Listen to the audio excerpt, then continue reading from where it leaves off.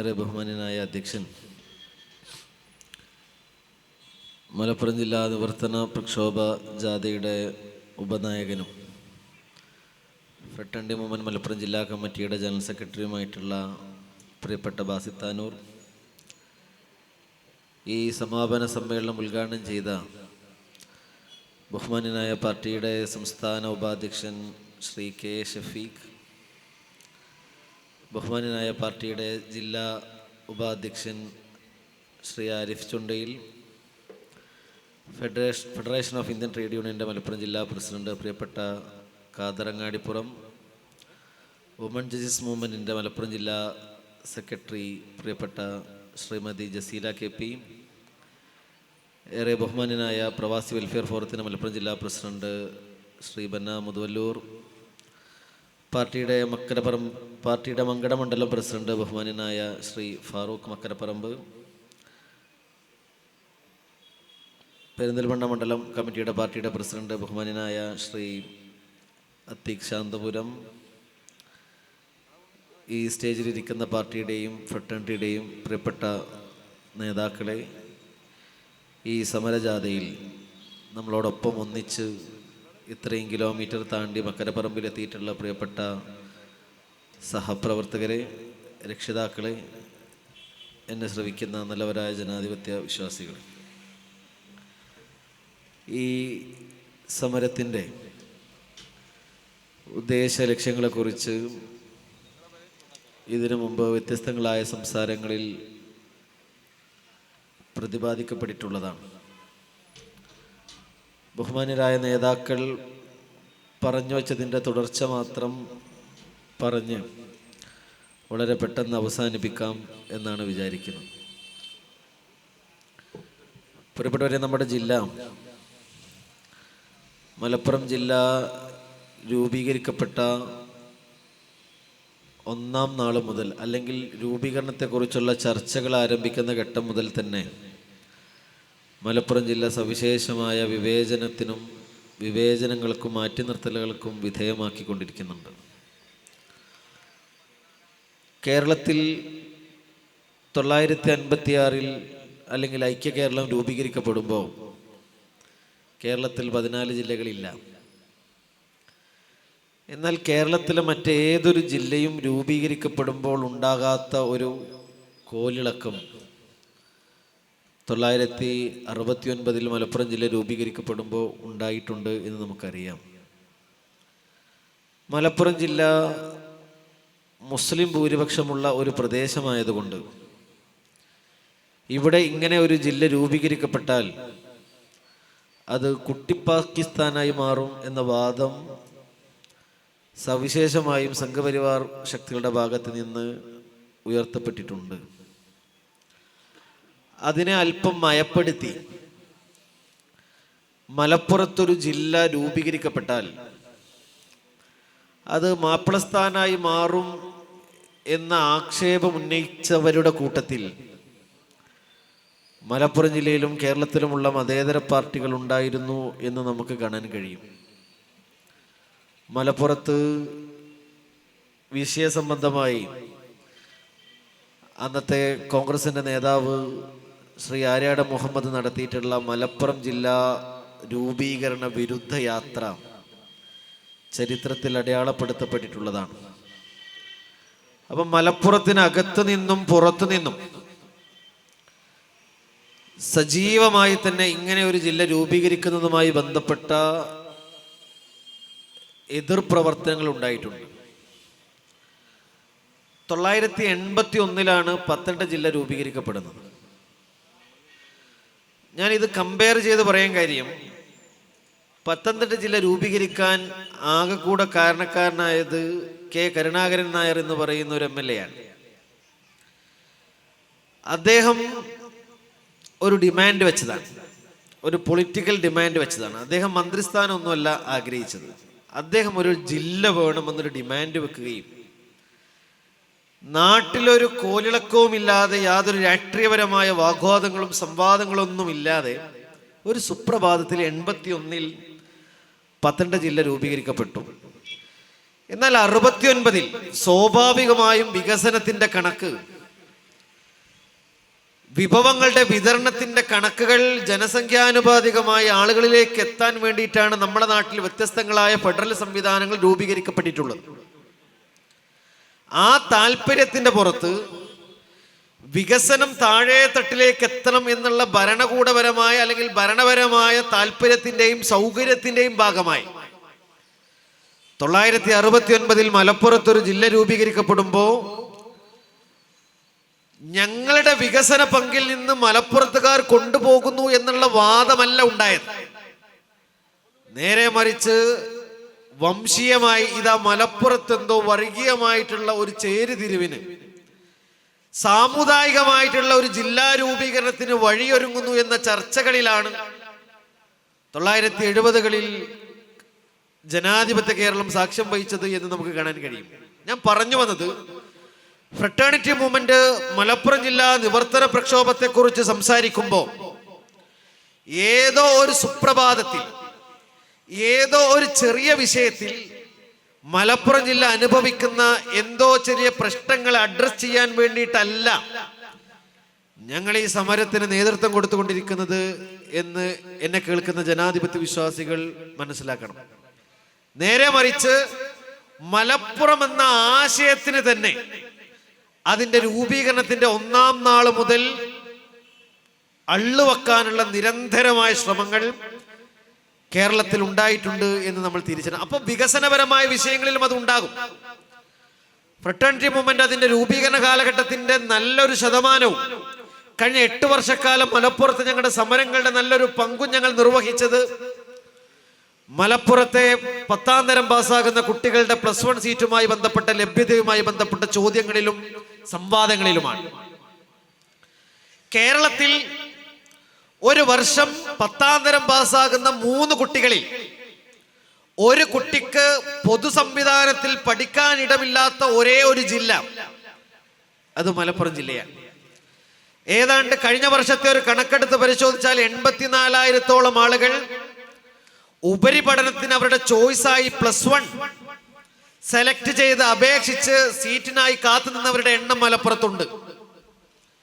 ആ 84,000 ആളുകൾ +1 പഠിക്കാൻ അവസരം കാത്തു നിന്നപ്പോ അതിൽ ഏതാണ്ട് 50,000 ആളുകൾക്ക് പഠിക്കാനുള്ള അവസരം ലഭ്യമാവുകയും 34,000-ഓളം കുട്ടികൾക്ക് പൊതു സംവിധാനത്തിൽ സർക്കാർ എയ്ഡഡ് മേഖലയിൽ പഠിക്കാൻ അവസരം നിഷേധിക്കപ്പെടുകയും ചെയ്ത ഒരു സാഹചര്യം മലപ്പുറത്തുണ്ടാകും. ഇത് ആദ്യമായി അല്ലെങ്കിൽ കഴിഞ്ഞ ഒരു വർഷം 2024 മാത്രം സംഭവിച്ച ഒരു വിഷയമല്ല.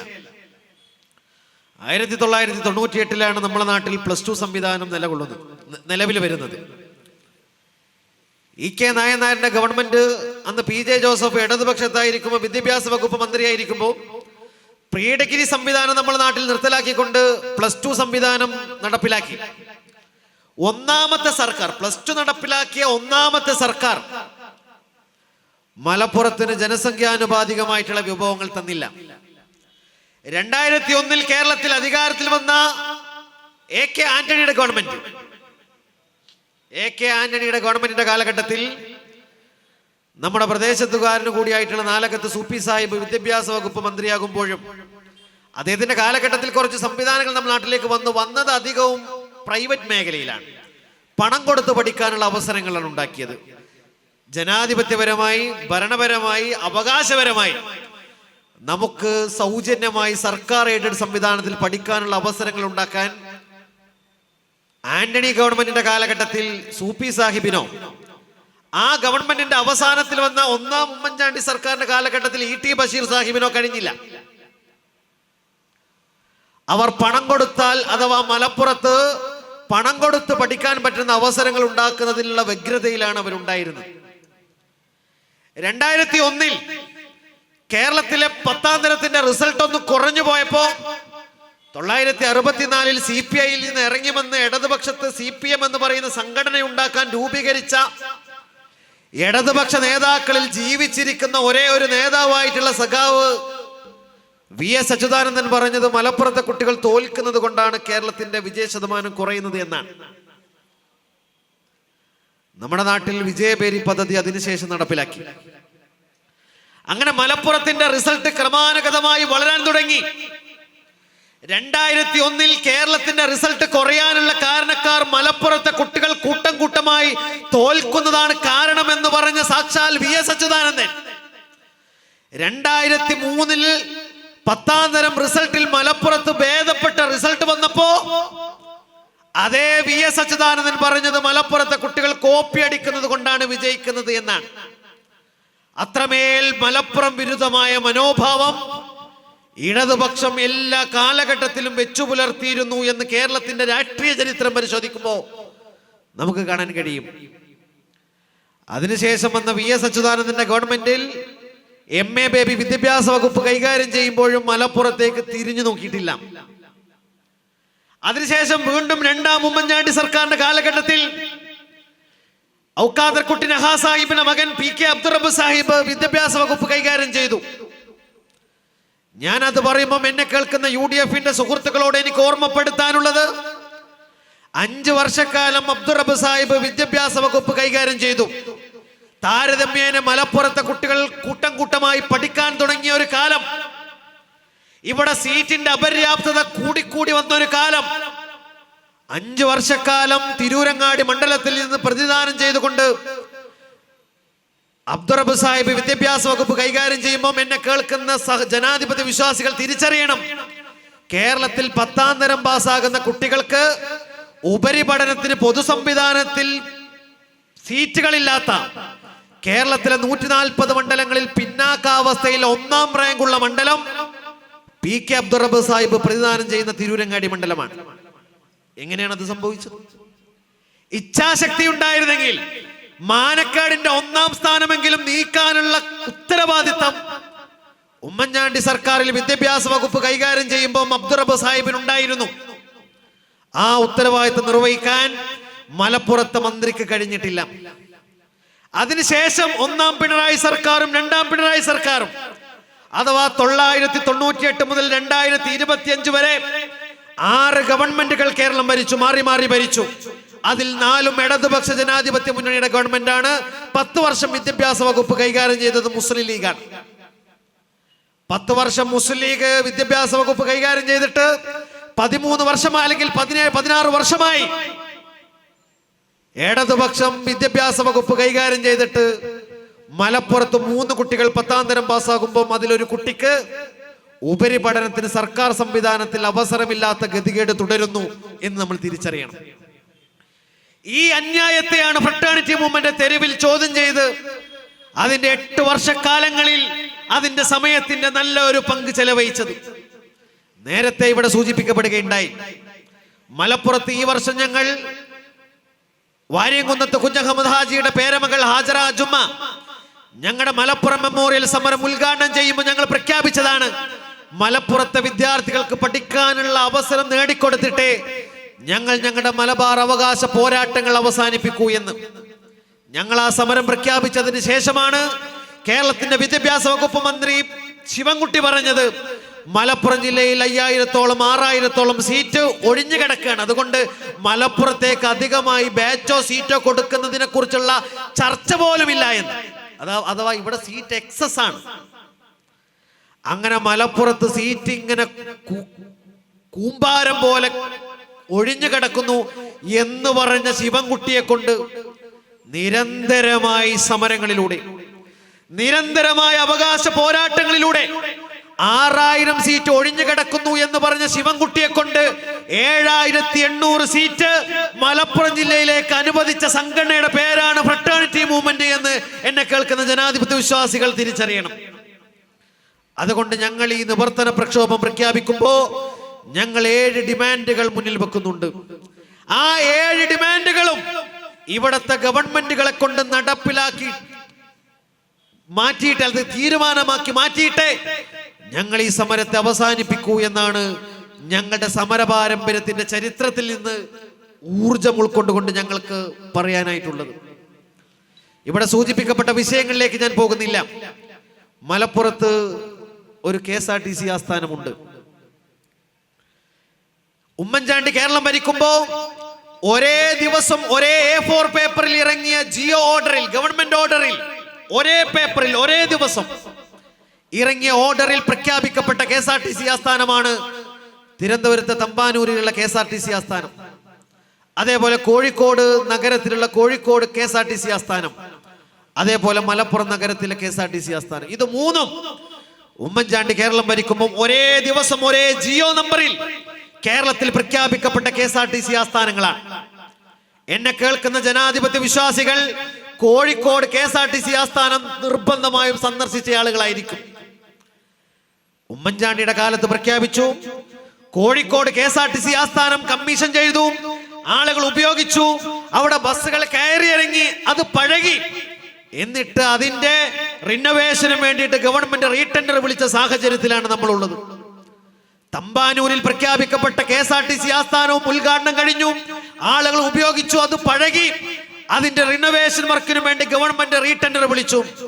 ഒരേ ദിവസം ഒരേ ജിയോ ഓർഡറിൽ കേരളത്തിൽ പ്രഖ്യാപിക്കപ്പെട്ട മലപ്പുറത്തെ KSRTC ആസ്ഥാനം ഇന്നും അതിന്റെ പണി പോലും പൂർത്തിയാകാതെ ഇഴഞ്ഞു നീങ്ങിക്കൊണ്ടിരിക്കുന്നു. 1.5 പതിറ്റാണ്ടായി. മലപ്പുറത്ത് MLA ഇല്ലാഞ്ഞിട്ട? മലപ്പുറത്തൊരു MLA ഇല്ലാത്തത് കൊണ്ടാണോ? കേരളത്തിൽ പൊതുഗതാഗത സംവിധാനം കൈകാര്യം ചെയ്യുന്ന മന്ത്രി ഇല്ലാത്തത് കൊണ്ടാണോ? പൊതുഗതാഗത വകുപ്പ് മന്ത്രി ഇല്ലാത്തത് കൊണ്ടാണോ? ഒരേ ദിവസം ഒരേ ഓർഡറിൽ പ്രഖ്യാപിക്കപ്പെട്ട KSRTC ആസ്ഥാനം എന്തുകൊണ്ട് മലപ്പുറത്ത് മാത്രം വന്നില്ല എന്ന രാഷ്ട്രീയ ചോദ്യമാണ് ഫ്രട്ടേണിറ്റി മൂവ്മെന്റ് ഈ സമരത്തിലൂടെ ചോദിക്കാൻ ആഗ്രഹിക്കുന്ന ഒരു ഡിമാൻഡ്, ഒരു ചോദ്യം എന്ന് പറയുന്നത്. ആ മലപ്പുറത്തെ KSRTC സ്റ്റാൻഡിൽ നിന്ന് രേഖാപരമായി 23 ഓർഡിനറി KSRTC ബസ്സുകൾ മലപ്പുറത്ത് സർവീസ് നടത്തുന്നുണ്ട്. ആ 23 ഓർഡിനറി KSRTC ബസ്സുകളിൽ യാത്ര ചെയ്ത ആരെങ്കിലും എന്നെ കേൾക്കുന്നവരായിട്ടുണ്ടോ? ഇല്ല. പിന്നെ എങ്ങോട്ടാണ് ബസ് പോയത്? രേഖയിൽ ഓർഡിനറി ബസ്സാണ്, എന്നാൽ അത് ഓടിക്കൊണ്ടിരിക്കുന്നത് ordinary cum town to town ബസ്സായി ഓടിക്കൊണ്ടിരിക്കുന്നു.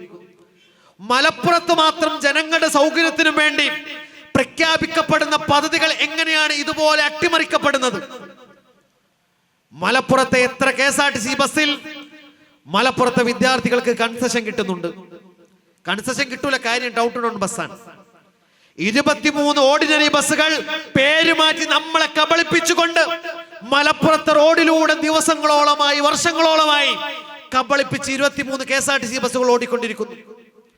ഫ്രട്ടേണിറ്റി മൂവ്മെന്റ് ഈ സമരത്തിലൂടെ ആവശ്യപ്പെടുന്നത് ആ 23 ഓർഡിനറി ബസ്സും ഓർഡിനറി സ്റ്റാറ്റസിൽ നിലനിർത്തിക്കൊണ്ട് മലപ്പുറത്തെ വിദ്യാർത്ഥികൾക്ക് കൂടി കൺസെഷൻ കിട്ടുമാറ് അതിന്റെ സർവീസിന്റെ ഘടനയെ പുനഃക്രമീകരിക്കണമെന്നാണ്.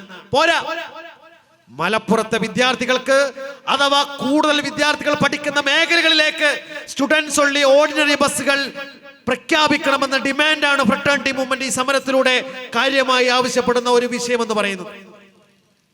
എന്താ മലപ്പുറത്തിന് ഇത് സാധ്യമല്ലേ? മലപ്പുറത്തോട് മാത്രമെന്നാണ് വികസനപരമായ വിഷയങ്ങളിൽ ഈ അവജ്ഞയോടുകൂടിയുള്ള ഈ വിവേചനപരമായിട്ടുള്ള ഒരു സമീപനം ഉണ്ടാകുന്നത്? മലപ്പുറത്തിനൊരു മന്ത്രിയുണ്ട്, ആ മന്ത്രിക്കൊരു വകുപ്പുണ്ട്, ആ വകുപ്പ് കായിക വകുപ്പാണ്.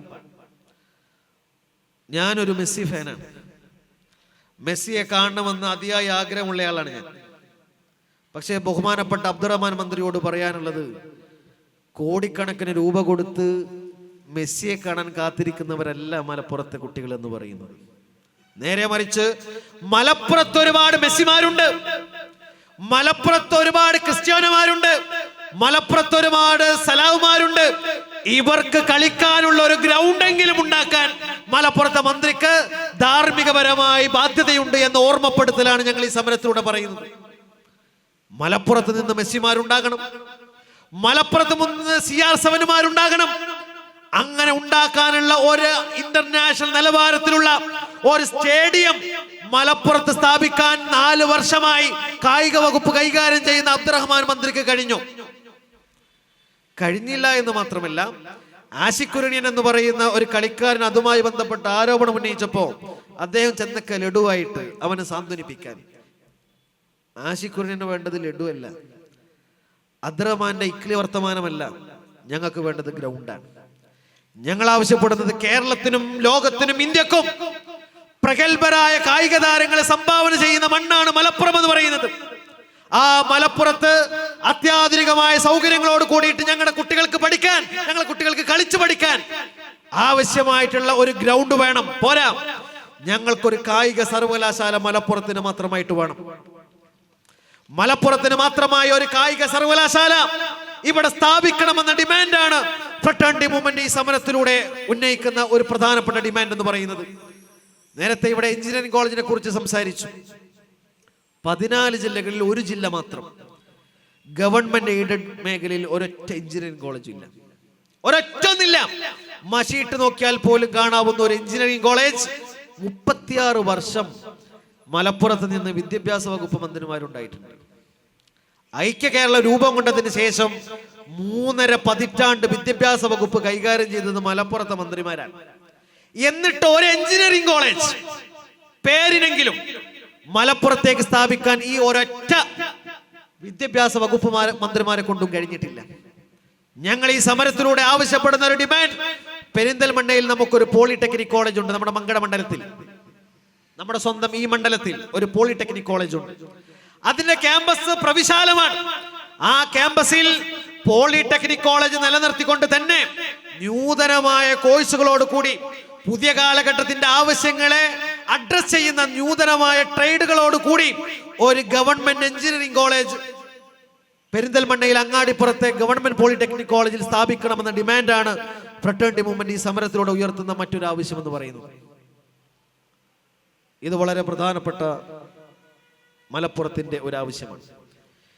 മെഡിക്കൽ കോളേജുമായി ബന്ധപ്പെട്ട് ഇവിടെ ഉന്നയിക്കപ്പെട്ടു. മെഡിക്കൽ കൗൺസിൽ ഓഫ് ഇന്ത്യയുടെ മാനദണ്ഡ പ്രകാരം ഒരു മെഡിക്കൽ കോളേജിന് അംഗീകാരം കൊടുക്കണമെങ്കിൽ ചുരുങ്ങിയത് 25 ഏക്കർ സ്ഥലം വേണം. മഞ്ചേരിയിലെ ജനറൽ ആശുപത്രിയും മഞ്ചേരിയിലെ മെഡിക്കൽ കോളേജും സംയുക്തമായി നിലകൊള്ളുന്നത് 23 ഏക്കറിലാണ്. വെറും 23 ഏക്കറിൽ. അഥവാ മെഡിക്കൽ കൗൺസിൽ ഓഫ് ഇന്ത്യയുടെ നയപ്രകാരം ഒരു മെഡിക്കൽ കോളേജിന് അംഗീകാരം കൊടുക്കാൻ പോലും സാധുതയില്ലാത്തവണ്ണം പരിമിതപ്പെട്ടുകൊണ്ടാണ് മഞ്ചേരിയിലെ മെഡിക്കൽ കോളേജ് ഉള്ളത്. ഇവിടെ സൂചിപ്പിക്കപ്പെട്ടു 2013 പ്രഖ്യാപിക്കപ്പെട്ടതാണ് മഞ്ചേരിയിലെ മെഡിക്കൽ കോളേജ്. അന്ന് മഞ്ചേരിയിലെ മെഡിക്കൽ കോളേജിന് സ്ഥലം ഏറ്റെടുക്കാൻ 13 കോടി പ്രഖ്യാപിച്ചു. അതിൽ 1 കോടി രൂപ സർവേ എന്നും പറഞ്ഞു ലാപ്സാക്കി കളഞ്ഞു. പ്രഖ്യാപിച്ച് 12 വർഷം പിന്നിടുമ്പോ ഇതുവരെ ആ 13 കോടിയിൽ നിന്ന് ഒരു പൈസ പോലും, 1 സെന്റ് ഭൂമി പോലും വാങ്ങാൻ ചെലവാക്കിയിട്ടില്ല. എന്നാൽ നമുക്ക് ശേഷം പ്രഖ്യാപിച്ച 2016 പ്രഖ്യാപിച്ച പത്തനംതിട്ട ജില്ലയിലെ കോന്നി മെഡിക്കൽ കോളേജിന് സ്ഥലം ഏറ്റെടുക്കാൻ നബാർഡിന്റെ കൂടി സഹായത്തോടു കൂടി 200 കോടി പ്രഖ്യാപിച്ചു. 1/2 കോടി മനുഷ്യരുള്ള മലപ്പുറത്തിന് 13 കോടി, എന്നിട്ട് 12 കൊല്ലമായിട്ട് അതിൽ നിന്ന് നയാ പൈസ ചെലവാക്കാതെ എടുത്തു വച്ചിരിക്കുന്നു. മലപ്പുറത്തിന്റെ 4/1 ജനസംഖ്യയുള്ള പത്തനംതിട്ട ജില്ലക്ക് 200 കോടി. നമ്മളിവിടെ ഉദാരമായി കൊടുക്കാൻ സന്നദ്ധമായി അവിടെ പൊന്നുംബലക്ക് ഭൂമി വാങ്ങി.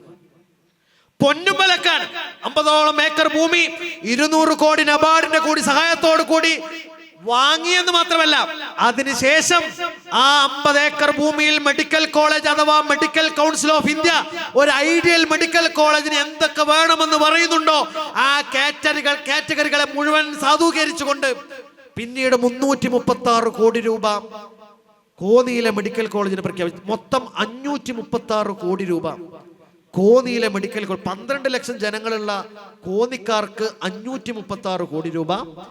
1/2 കോടി മനുഷ്യരുള്ള 50 ലക്ഷത്തോളം മനുഷ്യരുള്ള മലപ്പുറം ജില്ലക്ക് ആകെ കൊടുത്തത് 40 കോടിയോളം രൂപ. 10 പോലും കോന്നി മെഡിക്കൽ കോളേജിന് കൊടുത്തതിന്റെ 10 പോലും മഞ്ചേരിയിലെ മെഡിക്കൽ കോളേജിന് കൊടുത്തില്ല എന്നിടത്താണ് ഈ വിവേചനത്തെ ഫ്രട്ടേണിറ്റി മൂവ്മെന്റ് ചോദ്യം ചെയ്യുന്നത്. നമ്മൾ കൊടുക്കുന്ന എന്താ? നികുതിയല്ലേ? അഥവാ നികുതി കൊടുക്കുന്ന നികുതിദായകർക്ക് ആനുപാതികമായിട്ടുള്ള ഭരണകൂട സംവിധാനങ്ങൾ ഒരുക്കാൻ, ഭരണനിർവഹണ സംവിധാനങ്ങൾ ഒരുക്കാൻ, വികസന സംവിധാനങ്ങൾ ഒരുക്കാൻ ജനാധിപത്യപരമായി ഭരണകൂടങ്ങൾക്ക് ബാധ്യതയുണ്ടാകുമ്പോ മലപ്പുറത്തോട് വളരെ ക്രൂരമായ വിവേചനം വെച്ചു പുലർത്തുന്നു എന്നതിന്റെ ഏറ്റവും വലിയ തെളിവാണ് മഞ്ചേരിയിലെ മെഡിക്കൽ കോളേജ്.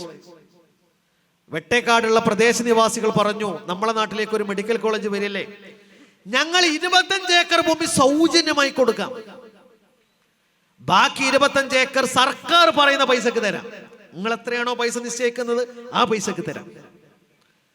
25 ഏക്കർ സൗജന്യമായും 25 ഏക്കർ സർക്കാർ നിശ്ചയിക്കുന്ന പണത്തിനും നൽകാമെന്ന് ഏറ്റ് 12 വർഷം കഴിഞ്ഞിട്ടും 1/2 സെന്റ് പോലും ഏറ്റെടുക്കാൻ കേരളം മാറി മാറി ഭരിച്ച UDF-നോ LDF-നോ കഴിഞ്ഞിട്ടില്ല. ഈ വിവേചനത്തെ മലപ്പുറത്തിന്റെ തെരുവിൽ ചോദ്യം ചെയ്തുകൊണ്ടാണ് ഫ്രട്ടേണിറ്റി മൂവ്മെന്റ് ഈ നിവർത്തന പ്രക്ഷോഭത്തിന് നേതൃത്വം കൊടുത്തുകൊണ്ടിരിക്കുന്നത്. നേരത്തെ സൂചിപ്പിക്കപ്പെട്ടു നമ്മുടെ യൂണിവേഴ്സിറ്റിയെ കുറിച്ച്. യൂണിവേഴ്സിറ്റി ഗ്രാന്റ്സ് കമ്മീഷനാണ് ഇവിടുത്തെ ഉന്നത വിദ്യാഭ്യാസ മേഖലയിലെ സംവിധാനങ്ങൾക്കും സ്ഥാപനങ്ങൾക്കും അംഗീകാരം കൊടുക്കുന്നത്. യൂണിവേഴ്സിറ്റി ഗ്രാന്റ് കമ്മീഷന്റെ ഒരു നിലപാടുണ്ട്, ഒരു ചട്ടമുണ്ട്. ഒരു യൂണിവേഴ്സിറ്റിക്ക് കീഴിൽ പരമാവധി 100 കോളേജുകൾ അഫിലിയേറ്റ് ചെയ്യാം. പരമാവധി 100. അങ്ങനെ ഒരു യൂണിവേഴ്സിറ്റിക്ക് കീഴിൽ പരമാവധി 100 കോളേജുകൾ അഫിലിയേറ്റ് ചെയ്യാമെന്ന് UGC പറയുന്നു.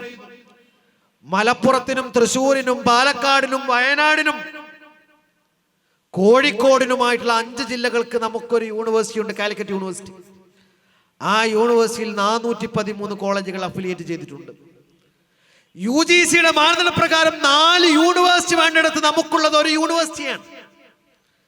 ഈ മലപ്പുറം ജില്ലയിൽ നിന്ന് മാത്രം DSU ക്യാമ്പസ് ഉൾപ്പെടെ 138 ക്യാമ്പസുകൾ, കോളേജുകൾ കാലിക്കറ്റ് യൂണിവേഴ്സിറ്റിയിൽ അഫിലിയേറ്റ് ചെയ്തിട്ടുണ്ട്.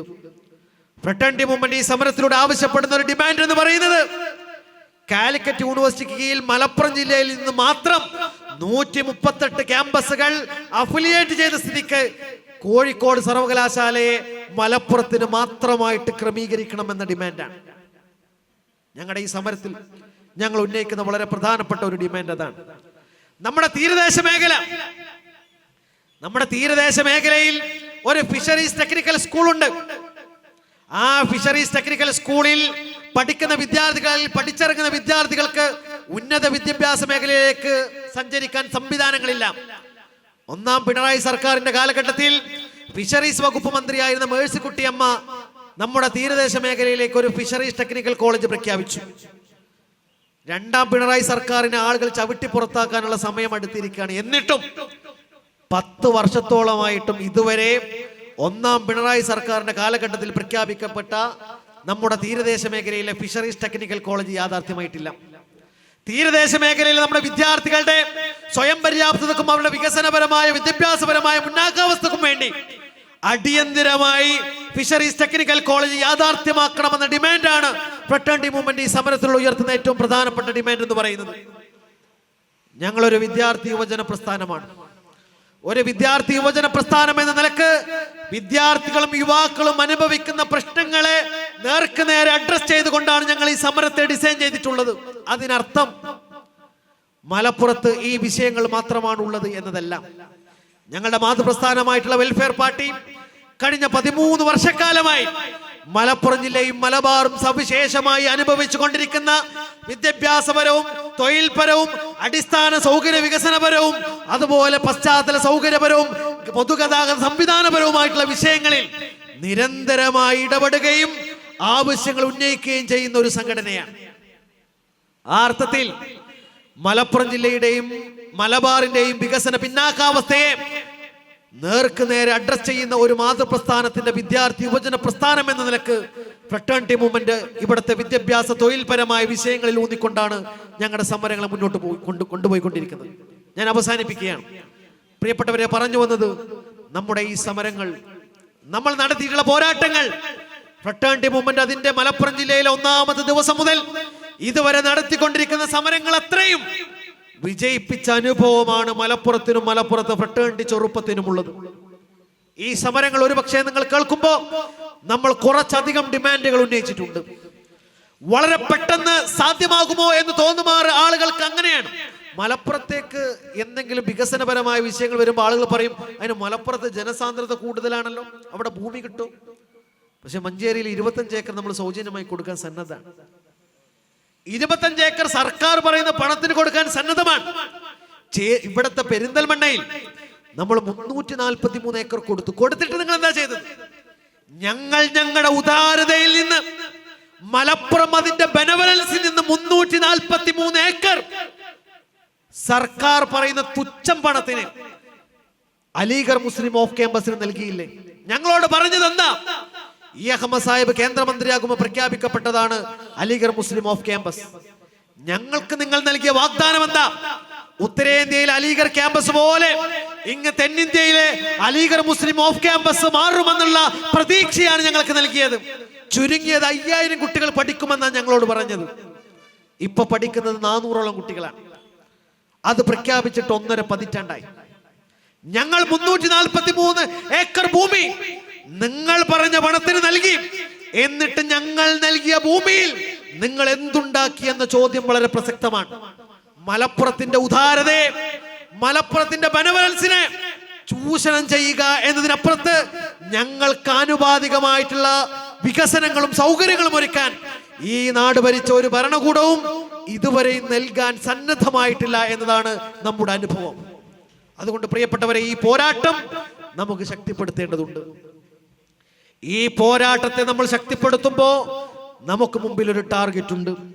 ആ ടാർഗറ്റ് എന്ന് പറയുന്നത് അടുത്ത നിയമസഭാ തെരഞ്ഞെടുപ്പാണ്.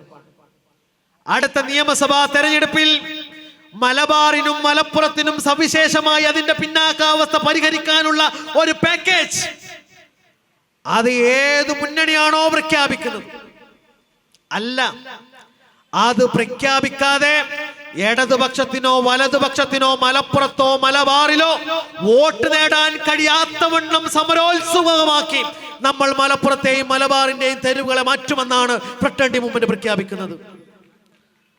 ഇപ്പോ ഞങ്ങളുടെ കൂടെ പൊടിക്കൈ സമരം നടത്തുന്ന ആളുകളുണ്ട്. ഞാൻ അവരെ കൊച്ചാക്കിയില്ല, അത്രയെങ്കിലും ചെയ്യുന്നുണ്ടല്ലോ, നല്ലത്.